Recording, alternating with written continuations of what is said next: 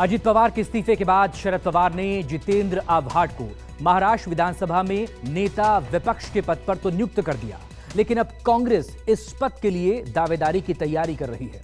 हालांकि कांग्रेस की बैठक में फिलहाल इस पर कोई फैसला नहीं हुआ। पार्टी ने यह साफ किया कि वो महाविकास अघाड़ी के सभी घटक दलों से चर्चा करेगी। कांग्रेस और शिवसेना उद्धव गुट ने शरद पवार का साथ देने का फैसला किया है। सबने बीजेपी पर महाराष्ट्र को सियासी संकट में उलझाने का आरोप लगाया है। मी अजित अनंतराव पवार गांभीर्यपूर्वक दृढकथन करतो की कायद्याद्वारे स्थापित झाले आहे अशा भारतीय संविधानाबद्दल। सुबह तक जो सदन में विपक्ष के रहनुमा थे, दोपहर होते होते डिप्टी सीएम बन गए। एनसीपी में चचा भतीजे की लड़ाई से कांग्रेस भी हरकत में आई। सवाल ये था कि सदन में विपक्ष के नेता की खाली हुई कुर्सी पर किसे बिठाया जाए, महाविकास अघाड़ी की एकजुटता को कैसे बरकरार रखा जाए, कांग्रेस को मजबूत कैसे रखा जाए। एक वेट एंड वॉच है। अभी एनसीपी में पिक्चर जब क्लियर हो जाएगा तब हम इसके बारे में बात करेंगे। जो ऐसी बोलता है उसको कुछ इल्यूजनरी ड्रीम है।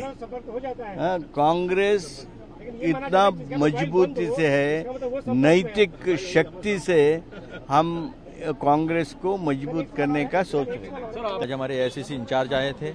आज हमारे दोनों पूर्व मुख्यमंत्री पृथ्वीराज चौहान साहब, अशोक चौहान साहब थे और सबने रिएटरेट किया इस बात को, सबने अप्रिशिएट किया हमारे सारे विधायकों को कि इतना प्रेशर जो इंडियन इनकम टैक्स से और अलग अलग जांच एजेंसी से डाला जा रहा है, उसके बावजूद कांग्रेस इकलौती पार्टी ऐसी है जो इंटैक्ट रही। तो उन्होंने सबका जो है पहले अभिनंदन किया, सबने इकट्ठा रहने का डिसाइड किया और जो उद्धव ठाकरे जी है और शरद पवार जी है, इनके साथ महाविकास आघाड़ी का महागठबंधन जो है वो पक्का रहेगा और बीजेपी को हराने का आज पूरा तय। अजित पवार के इस्तीफे के बाद महाराष्ट्र विधानसभा में विपक्ष के नेता की कुर्सी खाली हो गई। हालांकि शरद पवार ने एनसीपी विधायक जितेंद्र आव्हाड को विपक्ष का नेता नियुक्त कर दिया था, लेकिन अब कांग्रेस भी इस पद पर दावेदारी का मन बना रही है। हालांकि बैठक के बाद कांग्रेसियों ने दावा किया कि पार्टी के 45 के 45 विधायक एकजुट हैं और मानसून सत्र की शुरुआत के पहले विपक्ष के नेता पर भी फैसला हो जाएगा।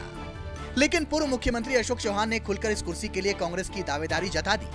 45 के 45 विधायक कांग्रेस में एकजुट से है, यूनिटी स्ट्रांगली यूनाइटेड है, कोई दिक्कत नहीं है और एक जनरल सिचुएशन का जायजा लेने की मीटिंग थी और कुछ नहीं। देखिए, आज कांग्रेस विधानमंडल दल की बैठक हुई है, सभी विधायक उपस्थित थे और जो 2-4 विधायक जो नहीं पहुंच पाए किसी कारण से, उन्होंने विधानमंडल दल के नेता से, पार्टी अध्यक्ष से बात की है, हम लोगों के संपर्क में हैं, तो सारे लोग एकजुट हैं। और जो राजनीतिक परिस्थितियां पैदा हुई हैं महाराष्ट्र में, जिस तरह से तोड़फोड़ की राजनीति, डरा धमकाकर तोड़फोड़ की राजनीति राज्य में और देश में अलग अलग क्षेत्रों में हो रहा है, उसकी लोगों ने कड़े शब्दों में निंदा की है और एकजुटता के साथ आने वाले दिनों में मुकाबला करने का सबने संकल्प किया है। मराठा छत्रप की पार्टी में मची उथल पुथल ने महाविकास अघाड़ी को सचेत कर दिया। कांग्रेसियों के समानांतर मातोश्री में भी उद्धव ठाकरे ने भविष्य की चुनौतियों पर मंथन किया। बैठक में समान नागरिक संहिता पर भी चर्चा हुई, लेकिन यहाँ भी बीजेपी ही उद्धव सेना के निशाने पर आई। उद्धव ठाकरे ने कारकुनों को जनता के बीच कूच करने का आह्वान किया, 2024 की लड़ाई का शंखनाद कर दिया। और जो महाराष्ट्र में और पूरे देश में जो उथल पुथल चल रही है, उसको तोड़ो, उसको फोड़ो, उसको खरीद लो, ये जो राजनीति बीजेपी की चल रही है उसके ऊपर चर्चा हुई। महाराष्ट्र में उसका क्या परिणाम होगा, उसका ऊपर चर्चा हुई और इस संकट और संघर्ष से हमको कैसे आगे जाना है उस बारे में मार्गदर्शन हुआ। लोकसभा चुनाव के बारे में चर्चा हुई, यूसीसी के बारे में चर्चा हुई। माननीय उद्धव ठाकरे जी का जो महाराष्ट्र में एक बहुत बड़ा एक हम राज्यव्यापी एक दौरा यानी टूर हम बना रहे, उस बारे में चर्चा हुई। चाहे कांग्रेस हो, चाहे एनसीपी, चाहे शिवसेना, हर संकट में, हर संकट की घड़ी में ये तीनों पार्टी महाविकास अघाड़ी के बैनर में एक साथ है। गुलाम महाराष्ट्र के राजनीति में सबसे बड़ा कौन है ये हम सब जानते हैं। अभी तक गुलाम जो सिल्वर ओक में बैठ के शरद पवार जी की जो गुलामी करते थे, आज वो दूसरे को गुलाम बुला रहे। उन्होंने खुद सुबह ही बोला कि गुलाम लोगों को कोई पहचानता नहीं है, कोई गिनता नहीं है।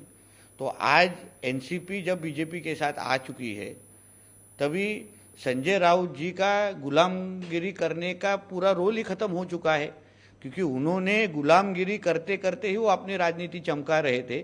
आज उनको गिनने वाला कोई नहीं है।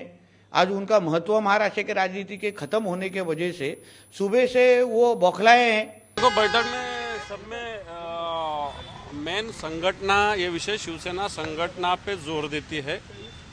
राजकीय यश अपयश आते रहता है, जाते रहता है, लेकिन संगठन ये विषय सब में महत्व का है। इस विषय पे शिवसेना के नेता, शिवसेना के खासदार, शिवसेना के आमदार इन्होंने चर्चा की है। संसद से सड़क तक उद्धव सेना के मुखर वक्ता संजय राउत 2 दिन पहले ही ये दावा कर चुके हैं कि महाराष्ट्र को जल्द ही नया मुख्यमंत्री मिलने वाला है। जाहिर है इसका सबूत किसी के पास नहीं है, लेकिन जितनी तेजी से महाराष्ट्र की सियासत बदल रही है उसमें कभी भी कुछ नया हो सकता है। लिहाजा महाविकास अघाड़ी भी चौकन्नी हो चुकी है। राहुल पांडे के साथ विनोद जगदाले, मुंबई, न्यूज़ 24।